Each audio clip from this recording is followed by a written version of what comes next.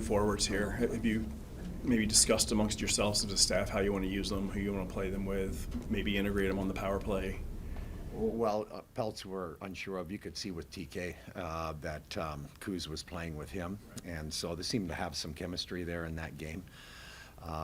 So I would assume, because Torts left right after, that was the last time. So we haven't talked about Peltz. We know he's going to play, and kind of the role that it looks like he would play, potentially penalty killer, get a look, see how that goes. So as of right now, that's kind of the status quo. You had Kuzmenko on the power play. I know you only had the one power play against Pittsburgh, but I know you had him out there. You think he's a guy whose skill set can add to that? Absolutely. I think he will help it. Yeah, without a doubt. And I thought it jumped off the page when you watched him out there on the power play. So that's a positive for us. I think he brings something that some of our other guys haven't. I think he hasn't shot a lot of opportunities when he was in Calgary, from what I understand. And so getting him to be thinking of himself as a shooter who can definitely make a play. He made some great plays the other night. But to have that, especially in the bumper position, you got to be able to do both. And he does. Like, even in practice, we can see it just in the last 2 days. He thinks ahead. He jumps. He will go to the hard areas of the ice. So playing in the bumper, you need that kind of versatility as well. And he has it. I've watched every one of his points that he's had over the last number of years. And so since he first got to Vancouver. So we see what the potential is there and what he's actually done already. And hopefully we can recreate that here for him and for us. We were talking to Sam today about the fact that this team went through the grinder last year, those last 10 or 15 games, and what the team learned from that. And he said it was a good experience in terms of knowing things like what not to do. So do you agree that having at least had that experience of last year gives these guys a chance? Like Urson was saying that? Yeah. Okay, yeah. Agreeing with our premise that we put forth to him. Yeah, no, it's going to be a grind for us. We're on the outside looking in. Last year was different. We were in it all year long and then started to fade. And this will be a challenge because we lost two good players. Now we've got two. We just don't know yet what that's going to look like, if it'll be positive or if it'll be negative. But our guys are resilient no matter what the situation. I thought they tried their hearts out last year, and it just didn't work out for us. And we've played playoff hockey since game one because we have to. And other teams don't necessarily have to do that every night. And our guys do, and you see it, and that's why our fans support us the way they do. They get frustrated, but I think that they also see the effort that's being put forward and how our guys have each other's backs. And there is never a lack of effort or will or desire to be better within our group, and that's what makes us special. And now we just got to find a way to continue to push through and hopefully maybe these additions will add something that we didn't have, that we were missing. How impressive was it for you to watch Sam Erson's game on Monday night? And does it kind of give you, more that he can play those big games moving forward down the stretch, and that he has that, now he has this experience of playing such a high level, a big game, all eyes are on him kind of thing? Does it give you more, hope down the stretch with him? I think with goaltending, I used to be a physical player, fought a lot, and my mindset was you have to think you're the biggest dog in the fight. And when you do, and you think you're unbeatable, you're at your best. I think goalies have the same thing because so much of it is psychological when you're in the net. There's a lot of pressure on you. You don't get a rest. It's all those types of things. But when your mind's in the right place, because they're all good, they all have the foundation.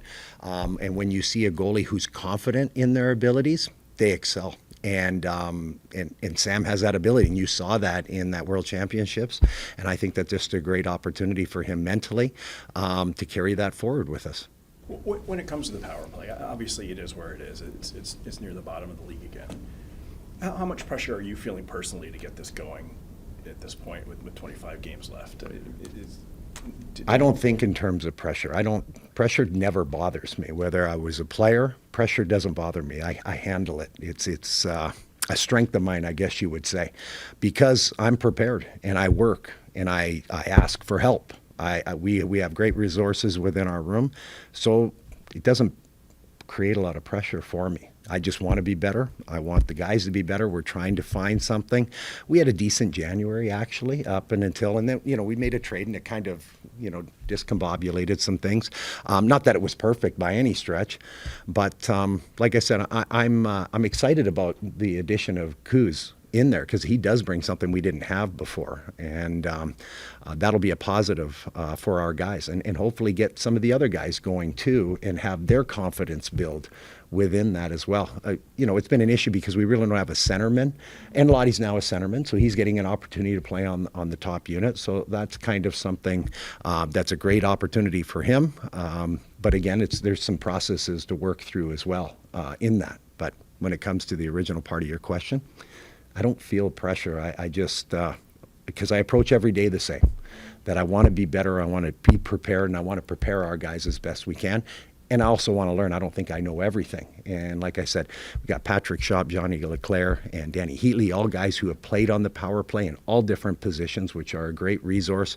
I have great communication with Danny as well, and get his thoughts, who is an excellent power play guy as well.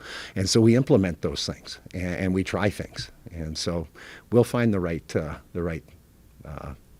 not a secret, but the secret sauce. We'll find the right mixture here. I know last year you said there was a little bit of a push and pull with Torts in terms of trying to keep the units consistent. Has that also been an issue this season, or do you feel like it's still trying to find the right mix of guys for both units? Yeah, it's not been an issue with Torts at all. He's been much more consistent with allowing those guys to play together, without a doubt. It's just a matter of the roster changing at times, and like I said, it was a issue for us with the center position too, because being able to take face-offs. We even experimented with Meach taking the face-offs for a very short period of time, but he doesn't take any during the game, so it's kind of like you're going in cold. So there's been some things that are kind of out of our control that we had to make adjustments to it. Again, we had Michkov on his one-timer for an extended period of time, and TK on his one-timer. So now we've made that swap. We split them up to see if that would be better to have two units with them playing on their strong sides. So we've kind of had, and this is a whole think tank type of thing of potential things that we could do, because we were getting stale in what we were doing, or we were bleeding too many chances, like we were actually giving up chances, trying to be aggressive. So it was a yin and yang and kind of adjusting things. How frustrating is it then for you as a coach when is the execution, like you said, you kind of do your research, you do the work, and it looks good on paper, but then maybe the execution isn't there. So how frustrating is it for you to kind of have to balance all that? It would only be frustrating for me if our guys weren't trying. So they're trying the best that they can to execute. And we go out early, like you guys don't see it. We go out on the ice and we do kind of, we get the pylon thing and those obstacles out there just to kind of walk through things 5-on-0 and to improve skill sets, all of those things. And they've bought completely in. They want it to be successful as well. And so they're trying. So I don't get frustrated because of that, because they're putting in the effort. And when you do that, you're going to get the best results that you can. You mentioned Matvei Michkov and his 50 games now or so in the NHL. How have you seen him improve on the man advantage? Well, he's a good player, without a doubt. He had some success early. Then there was some learning processes for him as well on it. The hardest part with, I think for him too, is the communication factor. So it can be very frustrating for him. You're trying to coach him, you're drawing on it, and you're not sure if he's understanding. And it's things that you're not correcting like as a punishment. You're trying to help him. And it can be hard, to see if that's actually getting through or not.